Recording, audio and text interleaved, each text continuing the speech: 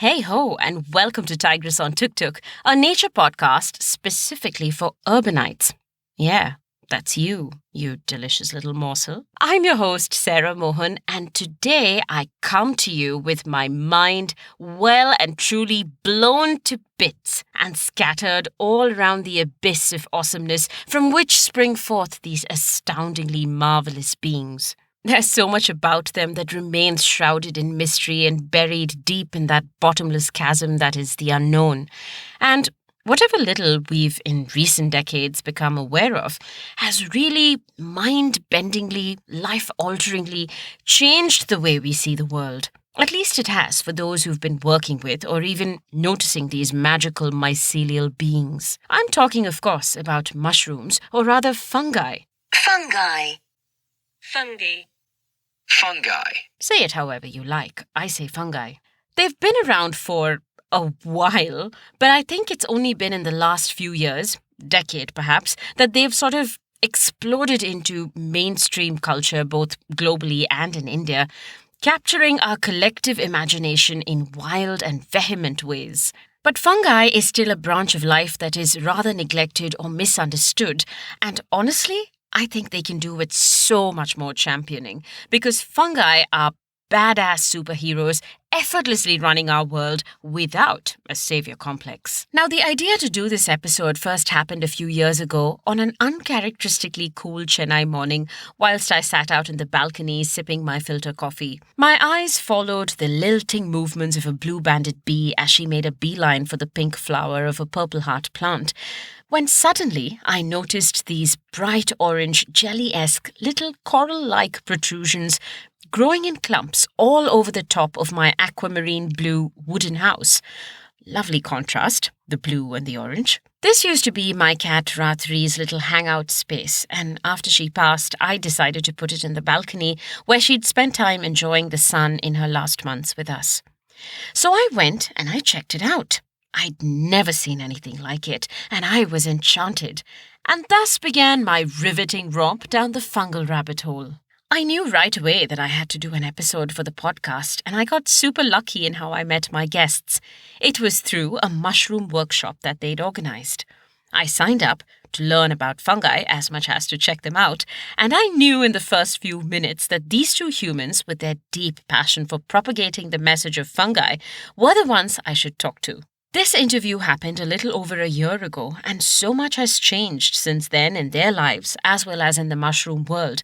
But their message about paying heed to fantastic fungi all around us remains the same. So off I went to Cubbon Park, recording equipment in tow, where we found a secluded spot out in the open, under lovely trees, surrounded by bird calls, a gentle breeze, screeching fruit bats, and the smell of fresh, moist earth. Perfect mushroom medium.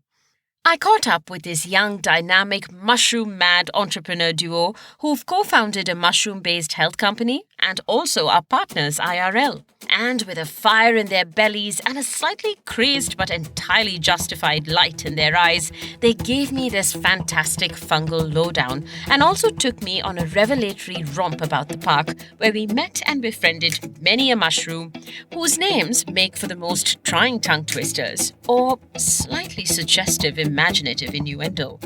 You'll hear snippets from that mushroom walk too.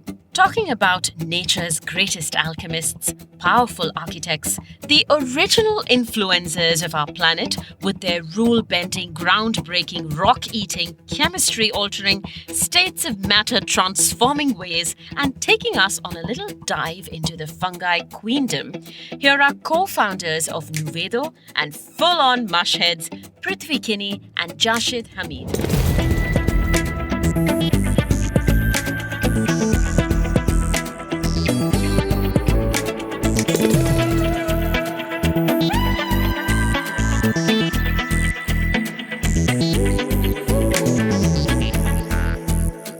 So my name is Jashid, and I wish I had a more interesting story to tell regarding fungi, but I can say that when you're in Kerala and it's raining all the time, and I think both my grandparents were into agriculture. It was like sort of, yeah, you would run into some sort of mushrooms or some sort of fungus or the other when we used to go to our native place and stuff. So I guess I don't have that one moment where I can say, oh my god, this was my first encounter with fungi. Yeah. They've sort of always been part of my life since I was a kid. So yeah.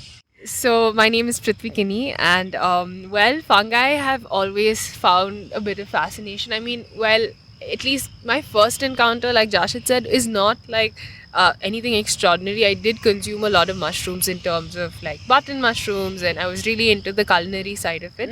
And they were very, interesting in the way they operated, but I hadn't really looked at them in nature until, about say few years ago when we did start seeing more of them in nature and started observing how they were different.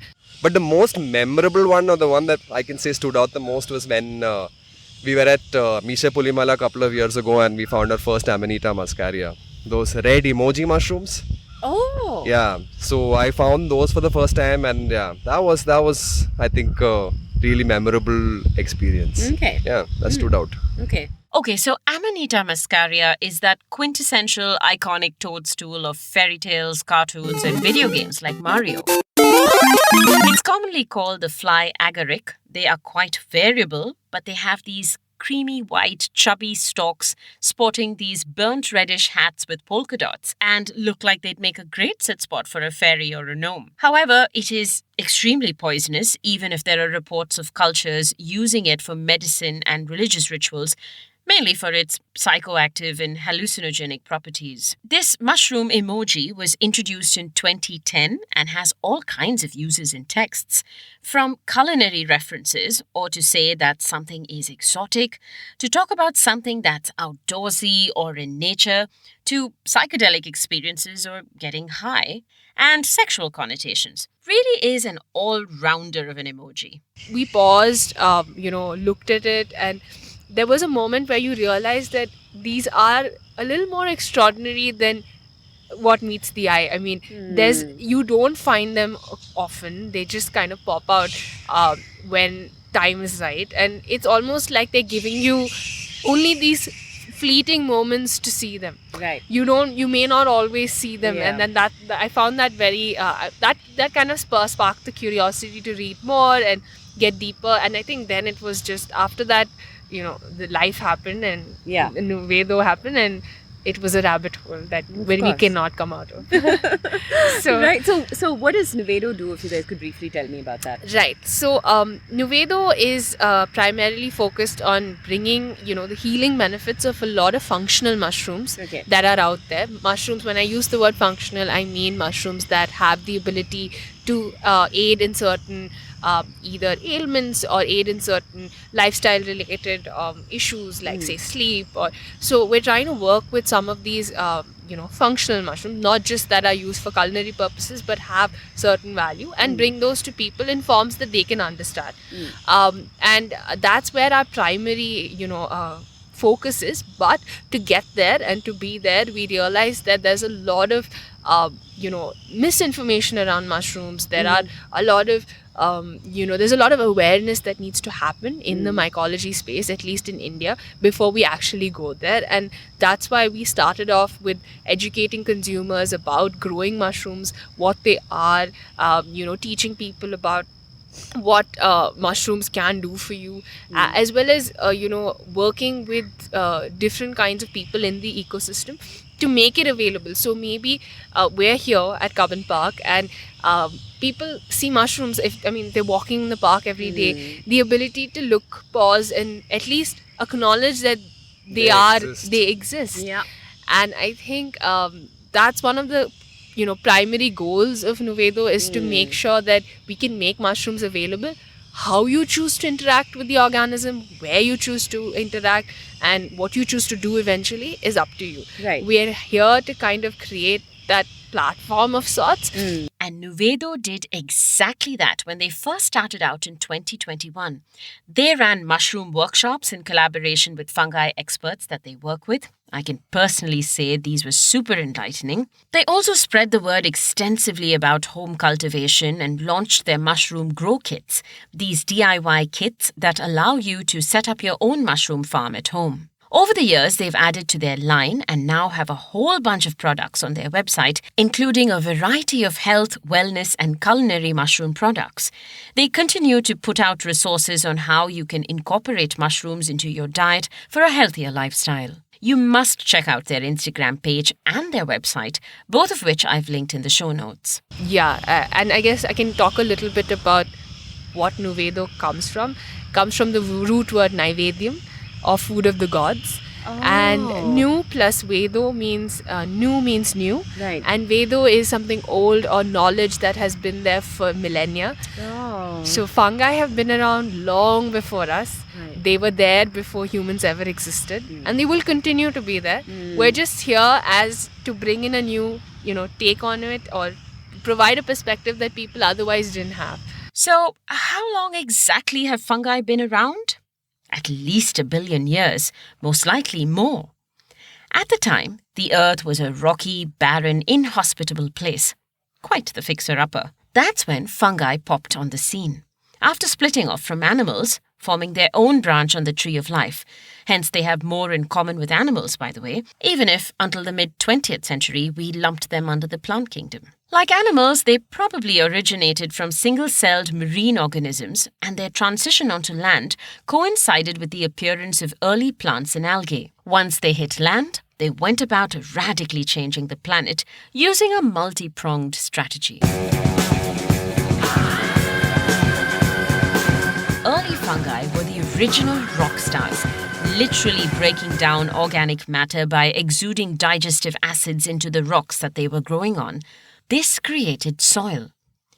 Fungi also teamed up with algae or blue-green photosynthetic bacteria, forming these mutual back-scratching units called lichens, where the fungi allowed the algae access to nutrients thanks to previously mentioned acid-induced rock breaking, while the algae shared sugars which it produced through photosynthesis with the fungi. Over the next few million years, fungi continued to branch out and green plants proliferated, both becoming more and more complex organisms. This in turn had an effect on the Earth's atmosphere. Green plants meant more oxygen. Meanwhile, fungi kept doing what they do best, decomposing stuff.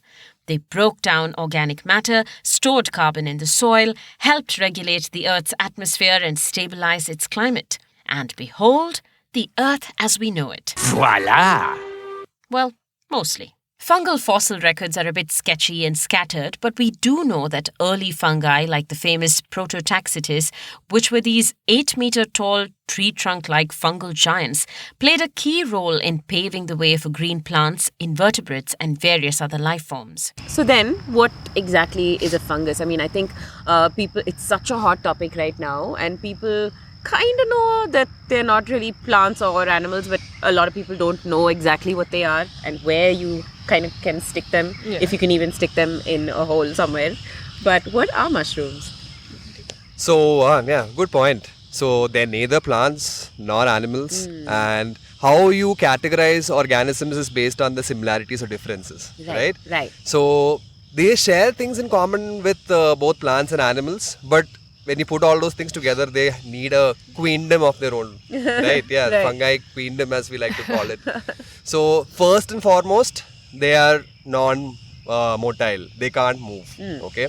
That's where they're similar to plants, and that's probably also the only similarity, one of the very few similarities that they have with plants.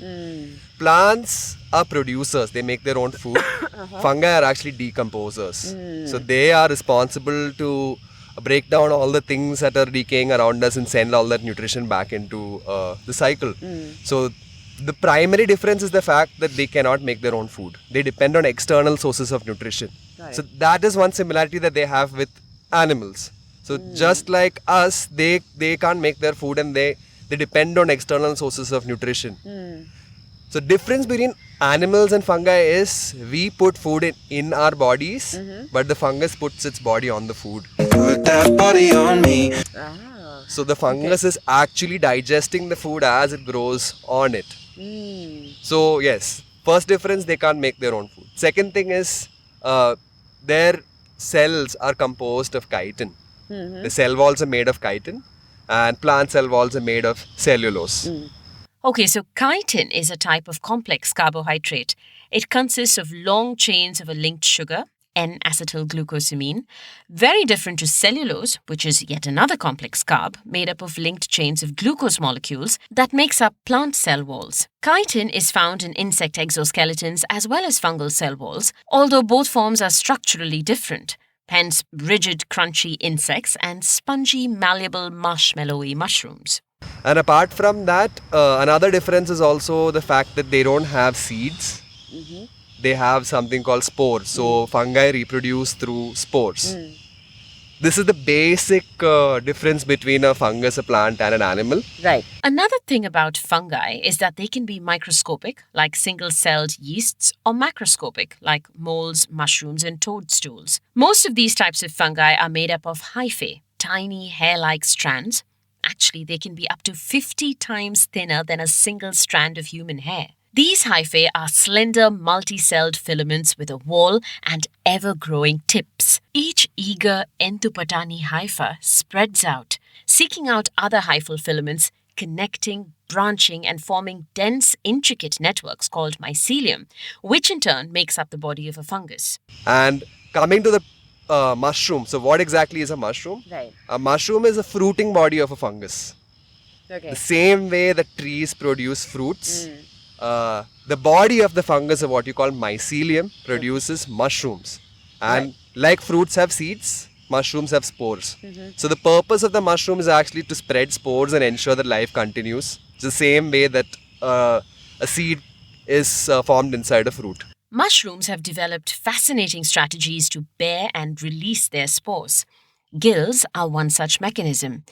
If you've ever looked at the underside of a button mushroom you get at the store, you'd see thin, radiating gills, which, by the way, are packed with spores. Spores are yet another spore-bearing prop in some mushrooms, and on our walk, I was lucky enough to see both kinds. Oh my gosh. So again, like Ganoderma. This is the bracket ones, Yeah, no? it's a bracket. So Ganoderma means thick skin. Gano hard. means thick and derma means skin. Ah, okay. So these are polypores. So these guys, right? These are the ones that they're using for mycomaterials. See how hard it is? It's not wood. This is made from chitin, Yeah, right? that is super hard. Yeah. Yeah. So if you break this, you can also see that it's not a pore, it's a tube. Oh, yeah. Mushrooms, they're the fruit body, right? Their purpose is to spread spores. So you can see many holes. Ah, yeah. So it's polypores. So this is the spore-bearing surface for bracket fungi. They don't have gills. Oh, so the spores are on there? Yeah, underneath Oh. that. Okay. Then they fly and get scattered around. So Of course. Oh, look at the little ones in there. yeah, Oh, correct. yeah, Yeah, nice they're still one. there. There's somebody else? Good find. Yeah, yeah, this that's is someone else. something else. I'm not sure which one. Oh, yeah. They're obviously more pliable. You can see Right. that. So the spacing of the gill. So that's a gilled mushroom and this is a polypore. Gill and the pores are basically the spore-bearing surface. This is where Right. they release the spores from. Right. So all fungi will have mushrooms at some stage in their lives? Not necessarily. So there's over, I think, 150,000 species of fungi which have been documented, which is just a sliver. Ah, okay. Yeah, So there's- we don't actually... out of those 150,000, we have 20,000 macro fungi which produce mushrooms. So only certain species of fungi actually produce mushrooms. Okay. If a fungus doesn't produce mushrooms, or if they choose to, they can also reproduce asexually or through vegetative methods like budding. Kind of like how you use stem cuttings to grow a whole new plant. This is also how you'd be able to grow mushrooms from one of Nuvedo's grow kits. But when fungi do choose to do it, man, they break past all kinds of human-made rules and notions about sex. Fungi don't have any sexes, as in there's no male and female. Oh. It's just two compatible hyphae that come together, and if they're compatible, they fuse and then So every time two different hyphae fuse, it forms a new strain. Wow. Okay. Yeah. And in Schizophyllum commune, the mushroom that we just saw, it has 20,000 compatible mates. 58% compatibility. So interestingly, that's why they also say that mushrooms are very much a part of the queer ecosystem, because Right. these ideas of what we often think of what sexes ought to be, like Binaries. binaries, don't really exist in nature. Right. And those are just created by us. And if you look deep enough into a lot of different aspects, I mean, mushrooms is one part of it, like fungi, but there are no male and female. Right. It's just compatibility, and if it works, well, Good next for generation. you. Yeah. So is it possible to sort of take a poke in the dark and say how many fungi might exist out there, India or world, whichever? I think the rough number is, I think they say that six times the number of plants. So probably like 1 million species of fungi out there. Wow. But sadly, we haven't been able to document any of most it. Right. Google throws up all kinds of staggering numbers I can't even read. Recent molecular studies indicate that even up to 5.1 million species could exist. Fungi are highly variable even within a species. They can also be ephemeral AF, appearing on a rainy evening and gone the next morning. So it isn't any wonder that so many remain unidentified. Oh, speaking of which, you've probably seen the LBM. I nearly dropped my mic when we spotted hundreds of these in a little undisturbed clearing. So little brown mushrooms are the worst because all of them Can't look tell, similar right, and it's so hard. Right. Little brown mushroom. LBM, see? Okay. There's a whole group on Facebook just saying LBM. Oh You my can't God. tell which is which. Yeah. Like tons. Yeah, there's so many when you zoom in. The other thing is how confusing mushroom names can be. Common names are highly variable, and scientific names are just tongue twisters, but they usually have a fun background story. Here are a few of the cuties from our walk. So all these names, no, this shiitake, oyster, Right. how does those are just the most common names or the most commercial ones, or how do you navigate that? Shiitake was named in Japan. It is take means mushroom, and shi is the tree it grows on. So Across the shiitake, world, maitake. yeah, that's across the world. Like even I was telling you, right? Arikun, Chakkakun. Which in Malayalam is rice mushroom and jackfruit mushroom. It's usually the substrate followed by the name. Yeah. Right. Yeah. See? So yeah, substrates or things fungi grow on are really important if you want to get mushroom ID right. Substrates can be as variable as their colonizers. Shrooms like oyster mushrooms and shiitake prefer wood, while buttons like manure and straw, some like the chanterelles, grow on leaf litter. And there are many species that grow inside insects or on the carcasses of dead ones. Oh wow. These are called pencil shaving mushrooms. Oh yeah, they do look like pencil shaving. It's called Podocypha, the scientific name. Another interesting one. This one you know. You know this. You know this. Oh, is that the Alfred? Yes, King Oh my Alfred's God. cake. Wow, King Alfred's cakes. Who would have thought to name them that? So the scientific name of this is called Aldenia concentrica, and why so is because when you Break it, break it yeah. open, Oh. Oh. you see those concentrics? Concentrica. Yeah, Yes. that too. Oh wow, yeah. And it's one of my favorite mushrooms. So this is supposed to be a Oh, wow. fire starter also. Yeah. The inside, Oh. the inside stay what do you say, dry even when it's damp outside. Side. Wow, nice. And you know the story of King Alfred's burnt cake. This common name of this is either cold fungus or King Alfred's burnt cake.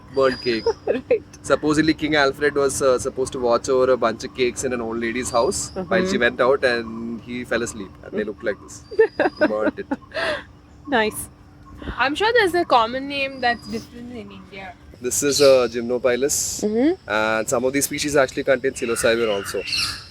And the common name is called laughing Jim. But sadly, they also contain a toxin called gymnopilin, so you can't eat these. Oh wow! We have a mushroom right here. Oh. This is called Wow. the dead man's finger. Yeah, so this is one of the answers to your questions, right? Like about the most odd sounding names. Yeah. Dead man's fingers or xylaria is one of those really cool names that you don't hear every day. Excellent. It's called dead man's fingers because when you leave them on the ground, They come out of the see, ground. it looks like somebody's fingers. Like coming out, right? zombie fingers, right? Yeah, zombie fingers. It's fabulous. Oh, It's fabulous. Yeah, fabulous. That's how I remember the name also. Wow. Fabulous. Okay. Yeah. So because there are so many of them there, I'm just inclined to think that they must have very important jobs. Otherwise, why would you have so many of them there? So, what are some of these crazy roles? I mean, you were talking about them as decomposers, but otherwise, some of the most sort of influential roles that mushrooms or fungi play in our lives. It might be hard to cover too many, but just one or two main ones that you can think of. So the first thing is what you just said, decomposers. Right. So by virtue of being a decomposer, what happens is you're nutrient cyclers also. You're breaking stuff down and you're making sure that stuff is now available for other organisms to take up or feed on. Yeah.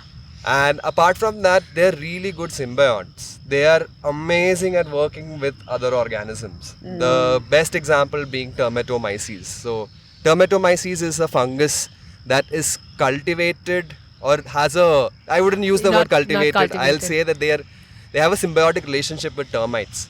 Oh. So the termites, when they come and they eat your door or all that wood in your house, they're not really eating it. Right. They're actually taking it back into their termite mound. They regurgitate it and they feed it to a fungus. Oh, yum! And the fungus actually breaks that down, turns it into compost, which then the termites eat. Oh my gosh, really? Yeah. No idea. So they're really, really good at forming symbiotic relationship with other organisms. So that's one function that they've been doing. You can never find a fungus in isolation. It's always part of some process or some network, right? Because they can't make their own food. They need someone to help them. Right. And they've been really good at making symbiotic relationships. In a committed relationship. They're also biological control. This is something that is slightly intimidating because they're the ones that make sure a lot of things, they are pathogens also. Okay. Right. Like the black fungus attack that happened when people had COVID. Yeah. So when your immune system goes down or like when you're not at the peak of your health, certain fungi can antagonize you or sort of, lead to the decline of populations of other organisms. So they make sure that a lot of things stay in check. Right. And maybe just wanted to add that biological control need not be viewed as a bad thing. I mean, people look at fungi and they say no, but they ruin my wood and they create like a mess in my house. Well, that is also the circle of life. I mean, it is necessary for life to continue, and I think it's important to put that out there because I feel fungi just often get a bad name because they're either destroying things, and I like to put that in air quotes, but it's part of life. And I think once we understand those life cycles, we begin to appreciate the kind of role that they do. So Cool. So in an urban area, is it even possible to think of like cheat codes and be like, there are these usual suspects that you can look out for. Where do you start looking out for them? It begins with that itself, I guess. So to answer that question, what we tell our foragers or fellow foray members is that you have to think like a fungus. If you want to find a mushroom, you have to think like a mushroom. So they are decomposers. And their primary food source is lignin, cellulose and hemicellulose. So these are things that you find in wood. So all of these three things, lignin, cellulose and hemicellulose, are three things that give wood its structural strength. That's what makes it hard and sturdy. Right. So the fungus is able to break this down. Mushrooms love to feed on wood, rotting leaf litter. So the best place to look for a mushroom is somewhere where something is like decaying. Maybe a decaying tree stump or a pile of leaves that have been left out for a long time. So anywhere there's decay happening, that's a good spot for you to find mushrooms. And mostly where there's not much people around. They don't like to be disturbed too much. So even if you are in an urban, say, park, for example, much like we are here in Cubbon, the idea is that you have to look on the not so trodden path. Right. You have to go off the track and probably look at places people don't walk, not so manicured, things that are left a little like unruly or wild, like people say. But you most often find mushrooms there because they also don't like to be in places where there's a lot of like activity. Okay. So even activity in the sense people is one, but even say other like plants, too many plants growing, they want to be in a place where it's kind of untouched, where things are left as is in nature. But disclaimer is no matter how much we try to put them in boxes or make generalizations about them, you will always find a mushroom or a fungus that's going against what we just said. Right. You might find some, like for example, in Bangalore, while we walk on the roads, there are some tree stumps, right, in the middle of the road. So we find mushrooms growing in the middle of the Concrete. Yeah, in the concrete where people are like, Right. where there's heavy footfall. Right. So disclaimer is, okay, that's a really good place to look for mushrooms, but doesn't mean that they don't grow where people walk. Right. And there are certain species of mushrooms which need humans to walk around, and that's the only reason they grow. And Oh. the best example is the Matsutake mushroom. Super The what, sorry? The Matsutake. Matsutake. So the Matsutake mushroom actually is a very, very prized edible mushroom in Japan. Okay. They get sold for hundreds of thousands of dollars per kilo, right? wow. And they're like given as gifts in special occasions and to close like high-end business deals and things like that. Huh. They grow only where there's a lot of people walking around. Oh. Best place to look for mushrooms is somewhere where it's damp, where something is decaying. Let's just leave it at that. And Okay. most probably somewhere there's not too many people around. I'm shy. Okay. Right. Most of the time. Yeah. And are there any, like, one or two distinctive mushrooms that you can look out for as an urbanite? So Or is that a hard one? the thing is, it depends on place to place, right? In So- India as well, it's a large, Right. diverse climatic condition. So, but we can say definitely Ganoderma is something Yeah. that you will find. Ganoderma is a bracket fungus. This is where things start getting complicated. So it looks like a shelf. It's really hard. It has a white underside. It's called a bracket fungus because it looks like a bracket. Like you can see it as a shelf sticking out from a dead tree or something like that. And the beauty is that they last the entire year. So And it's any pretty season, hardy. yeah, it's a very hardy Right. mushroom, and you can find them through the year. They grow very slowly. Right. So possibly when you come back to the same place, the mushroom is going to be around also. Right. So Ganoderma is something that you find quite Quite often. common. And apart from that, I think Schizophyllum or split gill. Split gill mushrooms are also found all over India, Yes, across seasons, across or pretty all much everywhere. climates. Even sometimes maybe even in your house. Okay. Right? People under their sinks or in their rotting cupboards. Right. So really beautiful mushroom. The gills look amazing. If you Google split gill, you'll understand what I'm talking about. And awesome thing is they're edible. Oh. Yeah, you can eat them. Right. Yeah. So when it comes to that, I mean, that's just out of experience, right? You're not advised to go around picking stuff. and- Most No, definitely no, not. no. But I just want to say that there's nothing to be scared of. People Right. are like, oh my god, if you touch this mushroom, it's toxic, don't touch it. You can touch any mushroom out there, nothing's gonna happen to you. You can even chew and spit out even the most toxic mushrooms. Oh. Yeah, it only becomes a problem when it actually enters your Ingest. digestive tract. But don't eat any mushroom that you don't know. You Right. have to identify your mushroom before you eat it, and there are no rules of thumb. Right. So you go out on forages with people like you guys and others who might know how to ID these guys and learn. That's Right, really right. the only Right. way. And, Or and Facebook groups. and practice and keep Facebook groups. There are ways to keep looking at different mushrooms that people send out. Like say there are pictures that people will send. It's good to practice on those. To test your own skills and see how good you are now at identifying those mushrooms. Right. So it's a matter of time and practice. And the crazy thing is they're so good at deception, mushrooms, that there'll be a highly toxic mushroom and an edible one growing almost like in the same Side by area. side. So they're good at deception. They're good at a lot of like commonly erroneous human traits. Yeah. so- Right. Yeah, they're just weeding out the population, making sure Right. the right people are passing their genes on to the next generation. Right. So, they sound like incredibly intelligent beings. And that's kind of my next question. If you guys had any sort of examples specifically which would sort of blow your socks off on mushroom intelligence, because I feel like they certainly know what they're doing. They're scheming. Almost world takeover, I feel, the way you guys are talking about them. So maybe before we get into the examples, intelligence, right? When we look at it, we look Yeah. at it so anthropocentrically. Yeah. And I think it's good that in the recent past that we have deepened our knowledge on it and we've tried to change those kind of ways of thinking. It is important to understand they are very nuanced and we may not see those subtleties because they possess, I would say, 4 big characteristics that make them, I feel, intelligent.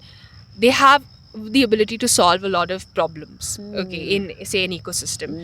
They have the power to make decisions based on changes that happen in the environment very fast. So Externally. adaptability. Right. They also have, like Jashid said earlier, they can form relationships very quickly and they move faster with different organisms. These, I mean, if these 3 are not strong enough characteristics to talk about intelligence, then I don't know what are. But there are still definitely some examples that maybe you can share. Right. Where do I start? So I think I'll just give a few of my pick your favorite Yeah. examples. Yeah. So the first and one of my favorite examples is the normal oyster mushroom, right? We think that okay, fine, it's the most commonly cultivated mushroom after button mushrooms in India. So they usually feed on lignin cellulose, hemicellulose, which is sawdust or like decaying wood or like something like that.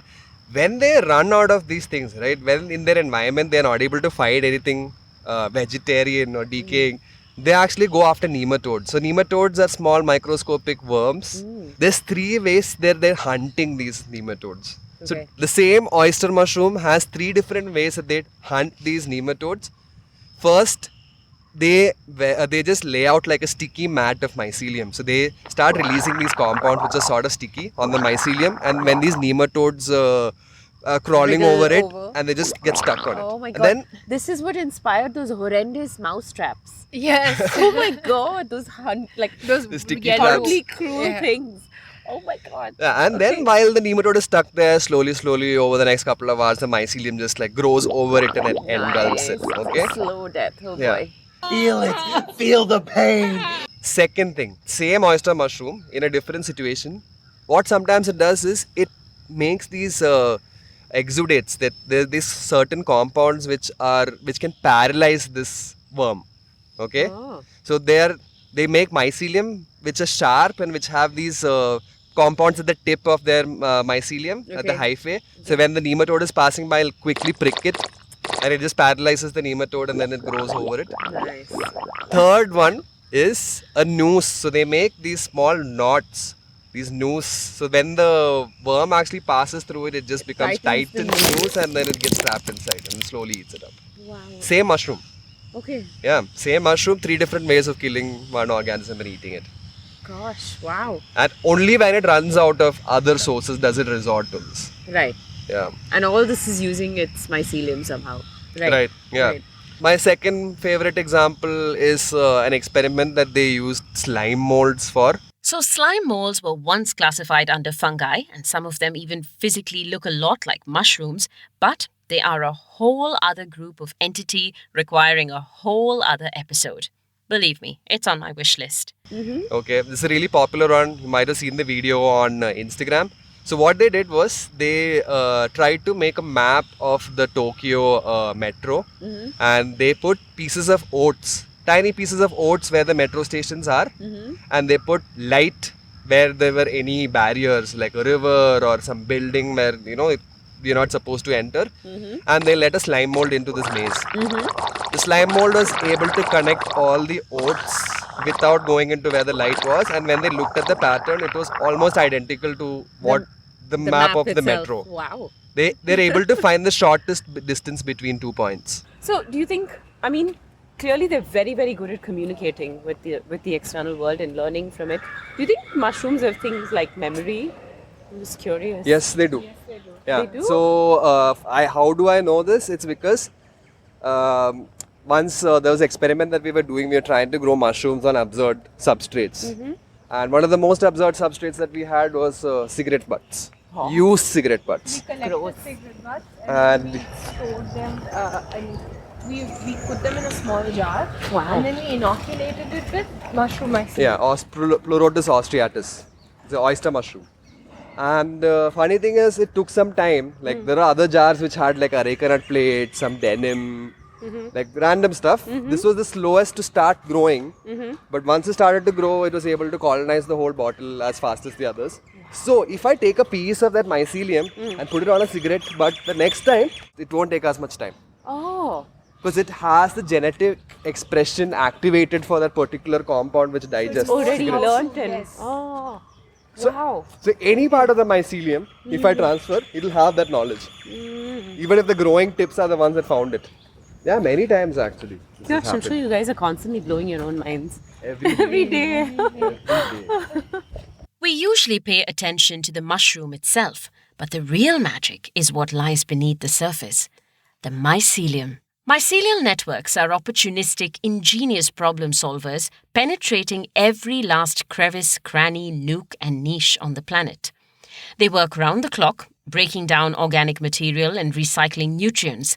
They form relationships and build up some beings like green plants, with whom they form mycorrhiza, a root-fungus symbiotic relationship popularly dubbed the Wood Wide Web. We talked about this in the last episode on trees. Fungi are all around us, on us, and inside us. Mycelia can be super freaking tiny, like the ones that live on the specks of dust on your work table, or they can make up the largest living organism in the world, like the armillaria fungus. An individual in the United States spreads over 2,385 acres and has been living for the past 2,500 years or more. Mycelium, it sounds like a magical superpower to have. Just from the point of view of utility to humans, what else can you think of in terms of how mycelium probably is used? Or Right. So one is of course the culinary aspect, like eating mushrooms as food source. The second is of course a more medicinal aspect where people, at least this is from the traditional Chinese medicine where it actually originated. Mushrooms were used for really long to treat certain ailments. There are specific mushrooms that have certain compounds that can aid in particular diseases, like for example the Ganoderma, so the reishi mushroom, it's a variety of that, and that mushroom particularly has a lot of different kind of properties. I mean, and I mean lot because it treats many different kind of ailments, it's not just one thing. Like I can't just say, oh, this is good for diabetes or this is good. It's actually what we call an immunomodulator. So so say you have a hyperactive immune system or you have a very low immune system, it won't just keep boosting it. It'll bring it back to what it calls a homeostasis, Right. or a state of like balance. Yeah. So that's one of the, and it really aids in restful sleep. So to help somebody relax, and they take it like a nightcap at the end of the day. So this is just one example of one mushroom. Okay. Like that, there are many other mushrooms. Like the turkey tail mushroom has shown a lot of benefit with people with breast cancer, and a lot of so extracts made from these mushrooms are used for that. So there are these two to start with. The third is mycelium is used very effectively as an alternative source of material. So biodegradable material can be made from mycelium. It's still in its nascent stages, at least globally, but using mycelium, because it has this like structural strength with like a web-like structure. Yeah, it's able to bind whatever it grows on. Imagine you have a lot of sawdust and you grow mycelium on it. The mycelium, while it's growing and eating the sawdust, it sort of binds that and makes it one single mass. right. And that's where they're making mycomaterials from. Mycomaterials is mycelium based materials, which are right now being looked at as alternatives to packaging and even insulation. Oh, right. Right, so that's another one. And the third, of course, is even bioremediation. So to be able, I mean, again, this is in its nascent stages, but to be able to undo certain things that are calamities or natural issues in terms of say an oil spill, for example, has Right. been used. They've been able to use Oyster mushrooms actually. yeah. So what happens is mushrooms have the ability to bioaccumulate heavy metals in certain molecules and break down complex molecules. Right. So for example, if you have an oil spill or you have a entire field contaminated with lead, just growing oyster mushroom mycelium, that mycelium is able to absorb all this lead and concentrate it inside the mushroom. So you can actually take them, it actually cleans up the place and you can accumulate it in one area and then remove it from there. So mycoremediation is something that is another application of fungi. More recently, certain fungal species have been gaining a lot of attention for their ability to break down and degrade various forms of plastics in a matter of months, as opposed to centuries, which is what the usual timeline is. Plastic-eating fungi opens up exciting possibilities in managing the global plastics problem, especially in highly affected ecosystems like our oceans and seas. And I think one of the biggest things, and that's something that I say, even if you were just to cultivate at home, a lot of agricultural waste that, at least in India, you've heard of crop burning, and people are just don't know what to do with the stubble that's left behind. If you collect all of that, mushrooms actually grow very well on straw. So so when we grow and cultivate, we actually buy back a lot of the straw from farmers around Bangalore, and then we grow our mushrooms on it. So it's an amazing way in terms of a circular economy and to utilize waste that would otherwise have been burnt or just not know what to do. So so I think and that's an obvious one because they are nutrient cyclers, they do decompose, but we can actually make food with that, so a lot of different usages, and I think that's just this kind of the iceberg. There's a lot more, once you go into the details of every single part of these processes, In the last couple of years, mushrooms have become such a hot trend. From fashion to well-being, jewelry, decor, music, health, sustainability, and climate resilience, mushrooms are certainly having their moment in the sun. I wonder if they like that, though. I've been reading about the most curious applications for mycelium. Fashion houses and designers have been investing in and working towards mycelial fabrics, which they say has the potential to change the fashion industry's devastating impacts on the planet. Mycelium also has great potential in the vegan leather industry, cosmetics and sunscreens. It has also exploded on the health and well-being scene, from adaptogen teas, supercharged supplements, and of course, the use of psychedelics in combating mental health issues, boosting immunity, creativity, and busting stress. Mycelium offers myriad possibilities. So how can I or any urbanite go from just being miffed about a moldy loaf of bread when you were talking about the mushrooms that grow out of concrete, we had one it just came out of a wall, where the skirting of the tile meets the wall. Yes. Literally out of there, this little white thing. And the first time I was like, oh, how cute. And I picked it off. And then I started thinking about the hyphae. That's all inside your house. Yes. Yeah. I was like, maybe this is what's causing my allergies. Who knows? But how do we go to beyond that? Because you guys have been saying this whole time, there's so much more than that. How have you seen in your experience of working with people, and what would you generally encourage so urbanites can have a better appreciation of these creatures, these beings that are really, really all around us, right? Even in terms of the invisible spores that we're probably going in and out of our canal. With every breath. Yeah, out of your track. Yeah. I think every breath we take 5-6 spores. That's the statistic. Nice. Yeah. Right. So, what would you say to urbanites to try and appreciate these guys a little bit more? I think the first thing is get out of your house, find find a piece of nature somewhere in your surrounding and go and look for mushrooms there. I'm pretty sure you'll find it. Maybe in your backyard or, in a small park. You will find something. So the first thing is just to go out and look for them. Right. Because till the time you don't look for them, you don't see them. They're just invisible, right? And we don't have the habit of looking down all the time. We're trapped in our phone screens right now. So start looking around. The first thing is, if you look around, I'm pretty sure you'll find something. This is a challenge that we do in our team. Wherever we go, we're like, okay, fine, first one to spot a mushroom gets a free ice cream or coffee. Something. We because we love it, and it's also like a hunt, right? There's that curiosity. You're like, you're not rushing, you're actually searching. You're putting your hands in, you're looking under those crevices, you're lifting the rocks, you're picking it out. It's not what you do usually. It's very primal, I feel. Yes. There's this very hunter-gatherer-esque thing that goes inside that's just, I'm so happy that you're going and looking for this. Right. The first thing would be that. And if you're slightly more adventurous, I would say like grow your own. So you have a large number of companies now in India who make grow kits, including us. Right. So these are very easy to use. If you can spend 5 to 10 minutes of your day, they pretty much take care of themselves and they grow in like less than a week. Okay. 1 week to 10 days you can have your first harvest. And you get to see them up close. You get to see each and every stage of the mushroom growing right in front of your eyes.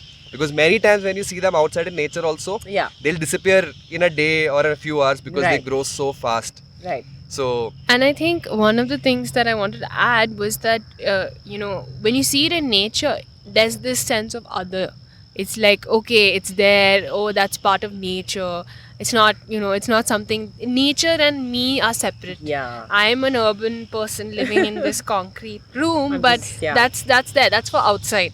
The minute you start to actually also grow and like appreciate those life cycles play out in front of your eyes, you realize that they're just like any other being in nature. And then that sense of like that sense of, oh, this is great, this is so nice to look at. Or fine, maybe you don't want to eat them also, you can appreciate them, you are able to like understand what they do in nature, and you stop seeing them as, oh no, it's in the outside, or it's dirty, it growing in the I'm in my clean house. So I think the more we also consume them, the more we have a relationship in terms of seeing where they are, what they do, talking about it, adding it even to our vocabulary. It's interesting when you type, you have flora, fauna, and then if I'm talking about keyboards, okay, on your phone, when you type funga, flora, fauna, funga, that's not a word, it gets underlined. it's either a fungus or fungi. So it's not even part of our vocabulary.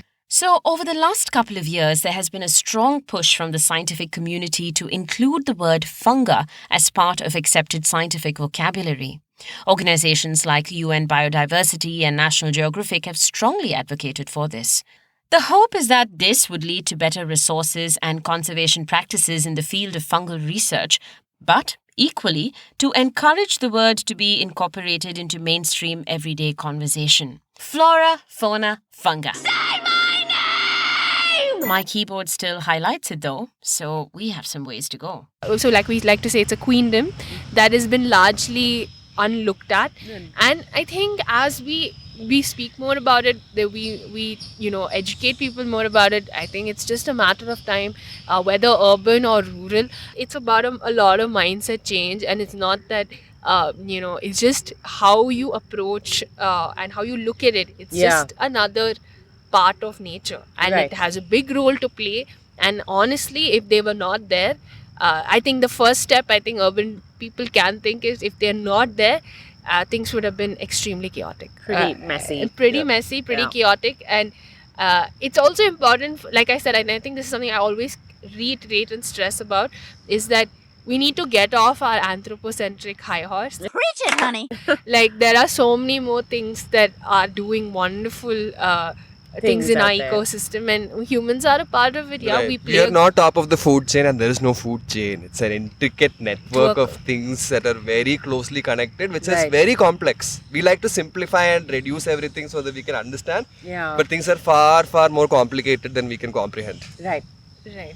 So I think the minute you understand the complexity of these relationships, you will start appreciating how wonderful they are. So I think, like Jashid said, go out, spend some time, and take a step back and say that I don't know everything. The minute you say I don't know everything, then you're much more suited to appreciate what is coming your way. Yeah. And you see it without any biases, you Filters. see it without any filters, Yeah. and you begin to really thrive in the beauty of what the fungi Yeah, has. even in cultivation, right? Different people, they like different aspects of it. Some want to capture a time lapse. Others are more focused on what am I going to make with this. Right. I would be. Right. Yeah. And then there are others who want to probably document how it's growing, make a spore print. Then the others are concerned of, okay, fine, how do I get the second harvest? So some people love to watch the spores being Released. released, right? So there's a multitude of different experiences that come from that one small grow kit. Right. That one experience of having this in your house and growing it yourself, it truly transforms you. Every single person who has used the grow kit or has grown their mushrooms says the same thing. Right. So grow your own mushrooms and life will never be the same again. and I'm sure you would know, I mean, you're in the space of education, but like at least when I was young, no one taught me about fungi. I was made to maximum, like you're saying, on bread mold. Yeah. They'll In let 4th standard, we were asked to grow bread mold and bring it's it. so sad that you start with that whole negative perception. Yes. Yeah. Like, Right, yeah. you started only with that bread mold and Hey, the don't case touch is it. closed. The rest is, okay, let's go through the whole the plant kingdom. Yeah. Let's go through all these different like genuses and all. Boring. And honestly, when I started this, when I was my journey with Nuvedo started, I was amazed at how the education system has also just completely taken Ignored. Yeah. Yeah. So anyway, that's also Yeah, because for the longest time, fungi were just a bunch of things that they couldn't classify, right? Yeah, They're like, yeah. what is this? It's not really following any of the rules, so Yeah. let's just put it in one bucket and not look at them. Yeah, even now I have kids who tell me they're animals or they're plants. I do. Yeah. In school, I deal with that. So Even in the time since I recorded with Prithvi and Jashid, much has changed, both in the mushroom world and for these guys. Nuvedo has grown in terms of their products and resources. They've featured extensively in the news, especially since their Shark Tank India appearance. This is all good because it helps spread the mushroom message, bringing more folks into the mycelial fold. So yeah, get curious about fungi. Go look for them. Go on a forage, but don't eat them unless an expert tells you it's okay. Grow your own. Unleash the hunter-gatherer within. And I've said this before on episode 2, which, by the way, you should go check out if you haven't before. Don't go all Marie Kondo on the garden. Leave a few logs and dead leaves and twigs around. Many beings, including mushrooms, will be happy for it. And by now, you'd agree that when you have mushrooms around, things can get pretty magical. we say, going back to the same spots. I like meeting old friends. Gosh, this is marvelous. Like, I can imagine that this would be a portal to some other magical world. Right. Right? So The many- second you see like a mushroom coming out of somewhere, that's the first thing I think. That's a good, nice. Yeah. Like, who knows what? Where this could lead to. Yeah. Thank you very much. Thank you Thanks a lot so for having much. us. Yeah, it's been Thank fun. you so much. I know I'm dramatic, but there's no doubt that fungi are otherworldly beings with powers that verge on supernatural. They have been around for millennia, breaking down, building up, recycling, rewiring, reshaping the planet, but also other aspects of human existence. After being overlooked and underestimated for eons, I think they've kind of penetrated past our blind spots. They're helping us, for sure, but also challenging our worldviews and systems, our sense of self, identity, politics, philosophy, and most of all, pushing us to rethink our place in the world, especially in relation to all the other beings that share it with us. I hope you've enjoyed this episode. It was a toughie to edit because there's just so much more to say. I feel like this story is incomplete and we've only just started. We definitely need more mushroom episodes on Tigress on Tuk-tuk. You can follow Nuvedo on Instagram at Nuvedo, that's Nuvedo. Also follow the podcast at Tigress on Tuk-tuk. I also request that you please put out your hyphae, reach into your network and spread the word about this show. It will go a long way in getting the podcast out there and you will have my eternal gratitude. I'll be back again in 2 weeks exactly. In the meantime, you sit tight on your substrate. Bye-bye.